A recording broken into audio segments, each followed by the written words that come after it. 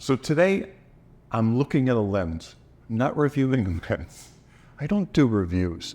There are a lot of great YouTubers that do reviews on lenses. I'm not one of them. But I'm going to showcase this lens to say, hey, this is what it's doing for me. Now, I want you to take lens reviews with a grain of salt. You know, I know there's some good information presented by a choice few reviewers that it's legitimate, good advice on lenses. But a lot of it's the analytical side. I know everybody wants perfect. They don't want chromatic aberrations, they don't want fringing, they don't want softer corners. But I gotta tell you that when you don't get a perfect lens, but you get the perfect lens for you, it's magical. Like it really, really is. What's right for me may not be right for you, but you'll never know by watching a review unless you test this lens out for yourself on your camera body.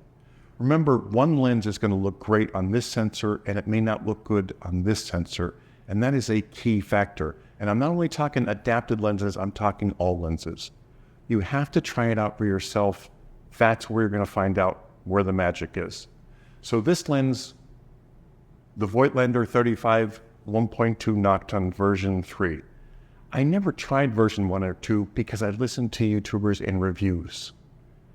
And when the third one came out, I said, I'm going to try it because I love their appos so much, the 35 and 50. I wanted that wide open aperture for that, you know, there's special times where I just want a little bit of blur or a different look or an artistic look. So I figured I'm going to try this lens. And I was hesitant, believe me. I put it on the camera. I started shooting. I just fell in love. I mean, you know, is it as perfect as the Apo? Absolutely not. But it's just as pleasing to me, and I will use it probably more than the Apo because you know, the Apo lenses, the 35 and 50, are more for my commercial work for specific clients that are anal about what I give them. And for me, that's not me. I want this kind of look.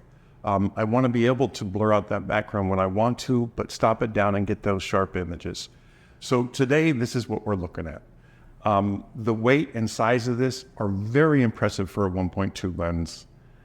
You know, does it vignette? Does it? I don't know and I don't care. When I pull up the images in Lightroom, and I usually crop to 4:3, if there is vignetting in the corners, it's cropped out anyway, and it's corrected. So, like, what do I care? I didn't notice any blatant chromatic aberrations. I remember in the old days, they were just ugly. But today, you know, that little bit and the program corrects it automatically, I don't care. But the look of this lens, the feel of this lens, the depth, the warmth, I love it. So let's get into the shoot, see how this lens does. But please, try lenses for yourself. You may absolutely find something you positively love that every other YouTuber or reviewer goes, nah, not really, this isn't good enough. You gotta try them. And by the way, I'm shooting on a Voigtlander lens for the Nikon ZF. I did a shoot with this. I was really impressed. This is the Voigtlander 40mm f2.5 lens. I'm really liking this lens. You know, they asked me in an email, do you want to try this lens? I'm like, if you sent it for free, of course I'm gonna try it. So I did the shoot. It was great. And then I'm doing a video now just to see how it is. Hopefully it's great, but I'm just standing still. So, but the autofocus when I was shooting in studio was great. There was no issues with it. It's a lightweight lens. It's, you know, it's not the retro look I'm looking for, but you know, for $158, it's a special lens, you know, because it works and it's sharp.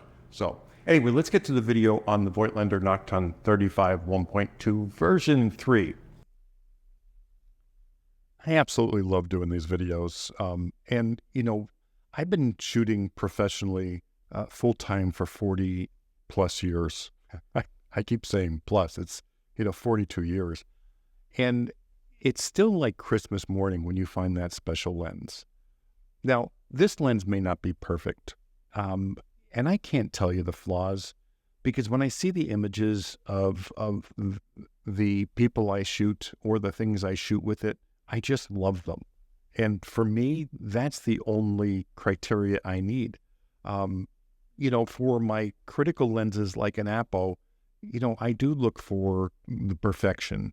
But for 99% of my work, this is going to just fit the bill perfectly. Now, is this as good as the Leica Summilux, the 35 1.4? I don't know. I haven't had that in my hand. I may put that in my hand and fall in love with it. It may have something extra. But right now, using this lens, I'm really satisfied. And I didn't have to spend $5,000. Would I recommend this lens? For me, I'm going to recommend it for this type of shooting because I really love it. I love the rendering.